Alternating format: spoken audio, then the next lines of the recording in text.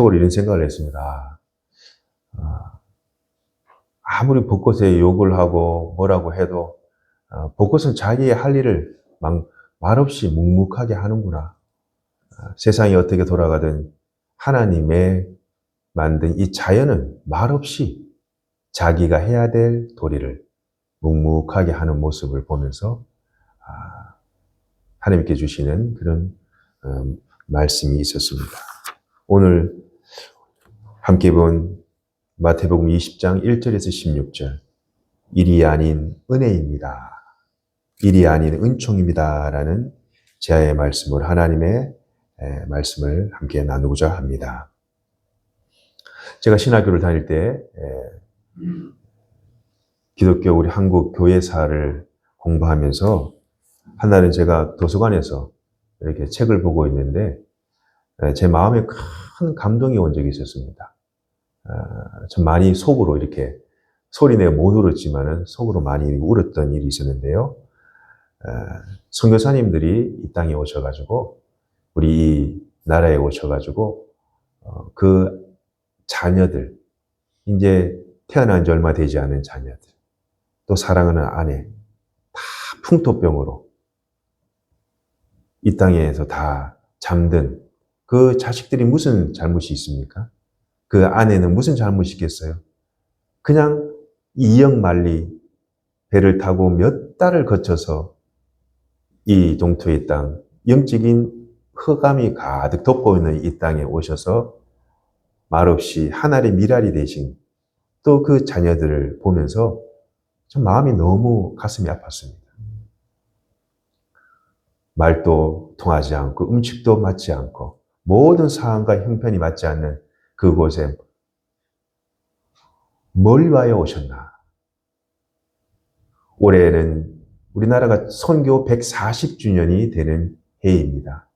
1885년, 지금으로부터 140년 전 4월 5일 날, 어제가 정확하게 140년이 되는 해의 날이죠. 재물방을 통하여 감리교 선교사, 아펜젤라 선교사, 우리 장로교 선교사, 우리 언더우드 선교사님이 들어오신 이 땅을 밟은 날이었습니다. 그야말로 그들에게는 듣도 보지도 못한 아주 작은 동방의 나라, 물 쏠고 땅 쏠은 이 땅에 첫 발을 내디딘 날이기도 했습니다. 그분들이 이 땅에 오셔서 학교를 세우고 예화학당을 세우고 배제학당을 세워서 영적으로 무지한 그야말로 흑암에 가득 덮여있던 이 백성들을 일깨웠죠. 병원을 세웠습니다. 또 치료를 해주었고 또 글을 가르치고 문맹을 퇴치하고 또 빈곤을 몰아내고 질병과 가난과 그 압제에서 벗어나기 시작했던 그 터닝 포인트가 되었던 그 날이 바로 어제였습니다. 그야말로 지구멍에도 볕들 날이 있었죠. 한 세기가 훌쩍 지났습니다. 이 대한민국은 그동안 경제적으로든 물질적으로든 사회적으로든 문화적으로든 영적으로든 큰 부흥과 발전과 진보를 이루었습니다. 세계 경제 강국으로, 군사 대국으로, 또 IT 강국으로 참 200여 나라 가운데 그야말로 한강의 기적을 하나님께서 이루게 하셨죠. 해외에 나가서 코리아, K-팝 하면은 모두 다가 부러워할 정도로 인정받고 또 대접받는 나라가 되게 되었습니다. 이 모든 것이 어찌 보면은 하나님의 보이지 않는 도움의 손길과 또 우리 믿음의 신앙의 선배님들이 피땀 흘려 하나님 앞에 무릎 꿇고 기도하고 열심을 내어 살았던 그 결과물이 아닌가 생각이 듭니다. 80년 전에 하나님께서 주신 광복의 기쁨도 잠깐이었죠. 1950년 6월 25일 참 한국 전쟁이 일어나서 이 땅은 그야말로 폐허가 되었습니다. 우리가 상상할 수 없을 정도로 완전히 다 무너져 버렸습니다. 수많은 고아들이 넘쳐났습니다. 온 국토의 절반 이상이 완전히 폐허가 되어서 진짜 바늘 끝 하나도 들어가지 못할 정도의 먹지 못하고 제대로 치료받지도 못하고 배우지 못한 그런 한을 갖고 살았던 민족이었습니다. 그 험난한 그 격동의 세월을 겪으면서 참 이 가난과 굶주림과 이 영적인 이 무지와 기근로부터 우리가 헤매고 있을 때, 넉넉고 있을 때, 그야말로 오늘 말씀처럼 놀고 있을 때, 하나님께서 거저 우리를 선택하여 주셔서 택가 없이 하나님이 그냥 선택해 주셔서 훌륭하신 주의 종들을, 선교사님들을 이 땅에 보내어 주셔서 그들이 이 땅에 하늘에 썩어지는 미랄이 되게 하셨습니다. 하늘의 미랄이 떨어져 죽지 아니하면 하늘 그대로 있고 죽으면은 많은 열매를 맺느니라 말씀하셨죠. 주님의 교회도 이 나라도 마찬가지입니다. 우리가 알지 못하는 누군가의 희생이 있습니다. 우리가 알지 못하는 누군가의 헌신이 있습니다. 그분들의 그 헌신과 눈물과 땀으로 나라가 세워지는 것이고 또 교회가 만들어져 가는 것이죠. 교회는요, 여러분 잘 아시다시피 장차 오실 하나님의 나라의 작은 모형이에요. 모델하우스입니다. 모델하우스. 여러분 모델하우스 가보신 적 있으시죠? 예. 저도 우리 아내랑 몇 년 전에 한번 가봤는데요.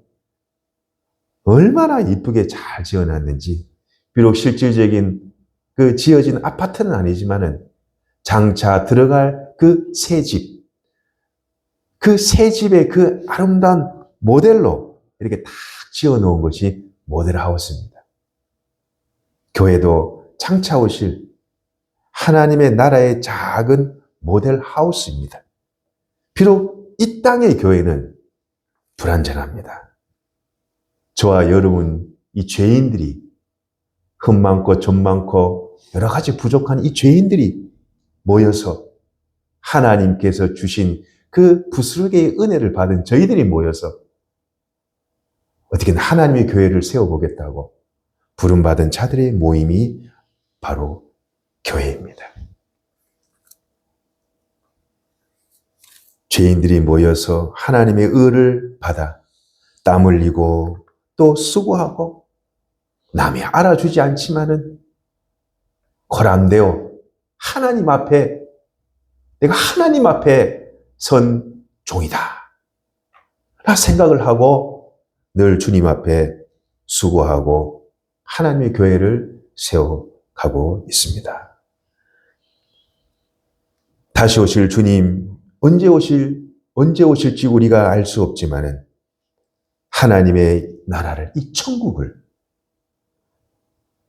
만들어가며 사랑의 공동체로, 또 성령의 공동체로, 또 전도하고 또 함께 동력하는 선교의 공동체로 하나님께서 만들어 가실 줄 믿습니다. 주 예수 그리스도의 은혜로 저와 여러분들이 하나님의 그 은혜의 빵 부스러기를 다 먹었습니다. 오늘 우리가 함께 읽은 본문 마태복음 20장 1절에서 16절, 여러분이 그동안 수도 없이 아마 들었던 설교일 것입니다. 천국을 포도원의 품꾼의 비유로 이렇게 주님께서 말씀을 하시죠. 이 집주인이 아침에 나가보니까, 아침에 6시에 딱 나가보니까 밖에서 사람들이 놀고 있는 거예요.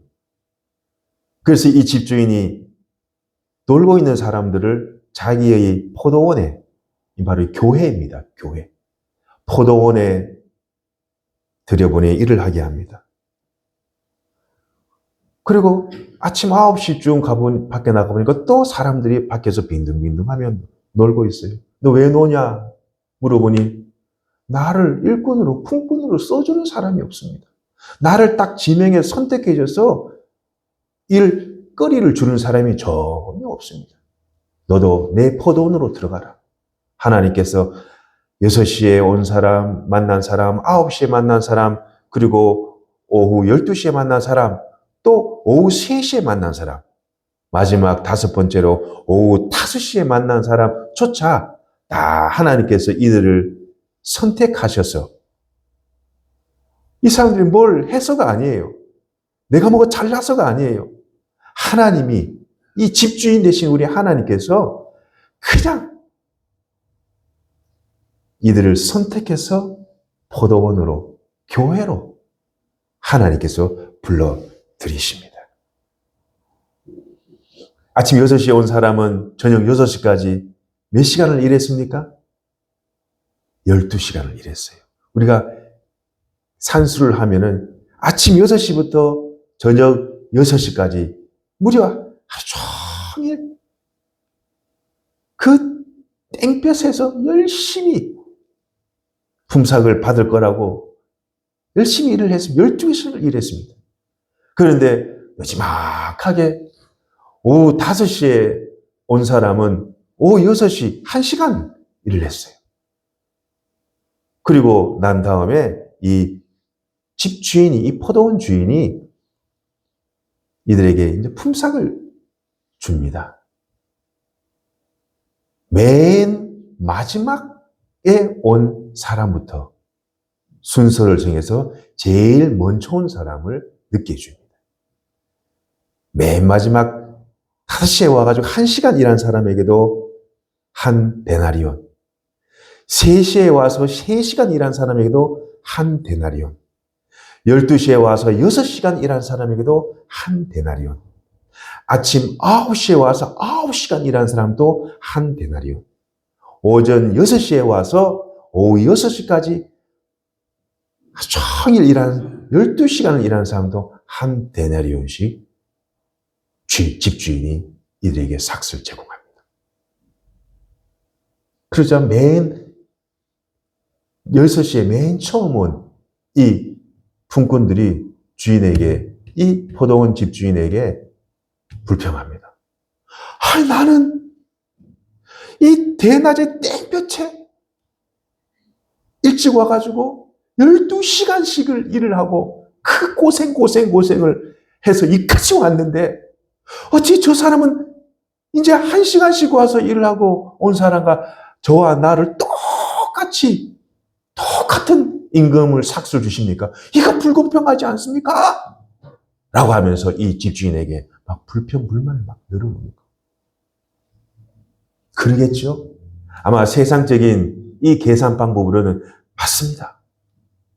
1시간 일한 사람이 한 데나리온을 받았더라 그러면 12시간 일한 사람은 곱하기 12, 최소 12데나리온을 받아야만이 이 세상의 계산법이 맞는 거예요. 그런데 이 주님 대신, 이 집주인 대신 우리 주님은 우리 성도들, 이 품꾼들에게 똑같이 한 데나리온씩을 그 삭스로 주십니다.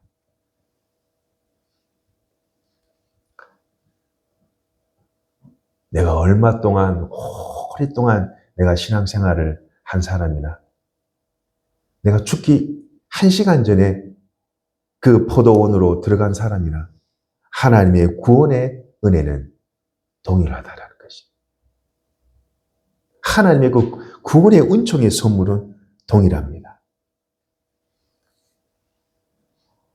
그 길이와 시간보다 더 중요한 것은 어찌 보면 그 짧은 시간, 그 얼마 되지 않는 그 세월간 내가 얼마만큼 하나님을 진심과 전심으로 다해 잘 섬기느냐. 누가복음에 보면은 예수님께서 십자가에 달리실 때 좌우 양편에 강도가 있었죠. 한 강도가 그날, 그 시간, 예수님을 만납니다. 네가 오늘 나와 함께 낙원에 있으리라. 네가 오늘 나와 함께 낙원에 있으리라. 주님의 그 구원의 은총은 우리가 뭔가 일을 해서 내가 열심히 뭔가를 노력해서 내 행위와 내 업적이 없는 것입니다. 오직 하나님께서 무지한 이 나라를, 무지한 우리를 죽음과 사망과 저주 아래 갇혀 치욕불에 떨어져야 될 나를 하나님께서 거저 건져주신 그 은혜, 주님 감사합니다. 주님 감사합니다. 여러분, 이런 하나님의 은혜가 충만한 사람 누가 받겠습니까? 그는 하나님의 그 은혜에 늘 감사하며 사랑하는 사람, 이 세상 누군가 이 자를 감당할 수 있겠습니까? 여러분, 하나님께서 베푸신 것, 내 공로 없습니다. 나의 나 된 것, 지금 우리의 된 것은 내 업적도 아니요, 내 행위도 아니요, 내 공로도 아니요, 전적인 하나님의 은혜입니다. 하나님께서 다 하셨습니다. 그러므로 여러분, 작은 하나님의 은혜의 빵 부스러기를 받은 저와 여러분, 작은 것이라도 하나님께 감사하시길 바랍니다. 그리고 그 작은 빵 부스러기를 얻어 받은 우리 나라, 또 저와 여러분, 남 것을 보니 너무 커 보여요. 남의 것을 보니까 내보다 더 좋아 보여요. 남과 비교도 하지 마시기 바랍니다. 그리고 이 종들처럼 불평, 불만, 또 불안하지도 마시기 바랍니다. 주님께서 내게 주신 은혜 그냥 감사합니다. 하나님께서 내게 내려주신 이 은혜의 그 빵 부스러기를, 이 작은 빵 부스러기라도 제가 그거를 받게 하시고 그 작은 것을 누리며 행복하게 하시고 매일매일 하나님, 우리 예수 그리스도를 바라보며 살아가게 하심을 감사합니다. 나를 주님의 그 포도원으로 인도하신 주님의 은총에 늘 감사하시는 저와 여러분이 되기를 바랍니다. 이것이 믿는 자의 모습입니다. 이것이 진짜 예수 그리스도를 믿는 사람의 모습이죠. 최근 하루아침에 화마로 삶의 터전을 잃어버린 우리의 이웃들이 있습니다. 예수님께서는 여우도 굴이 있고 새도 둥지가 있는데 인자는 머리 둘 곳이 없다. 절망과 슬픔과 탄식으로 고통 가운데 있는 우리 이웃들이 주위에 있습니다. 우리가 받은 하나님의 그 은혜, 우리가 받은 예수 그리스도께서 우리에게 주신 작은 은혜의 방부스러기, 이것을 우리 이웃들에게 이렇게 흘러 보내면은 하나님께서 기뻐하실 줄 믿습니다. 우리가 받은 주님의 은혜와 사랑이 큰 강물이 되어서 신음과 절망과 고통에 있는 우리 이웃들에게 흘러내려가 큰 바다를 이루는, 대해를 이루는 그런 은혜의 전달자가 되시는, 받은 은혜를 전달하는 저와 여러분이 되기를 주님의 이름으로 간절히 축원드립니다. 그리스도의 사랑과 은혜가 큰 강을 이루어 그리스도의 은혜의 그 대해로 흘러 내려가게 하시는 저와 여러분이 되기를 주님의 이름으로 간절히 바랍니다. 기도하겠습니다. 하나님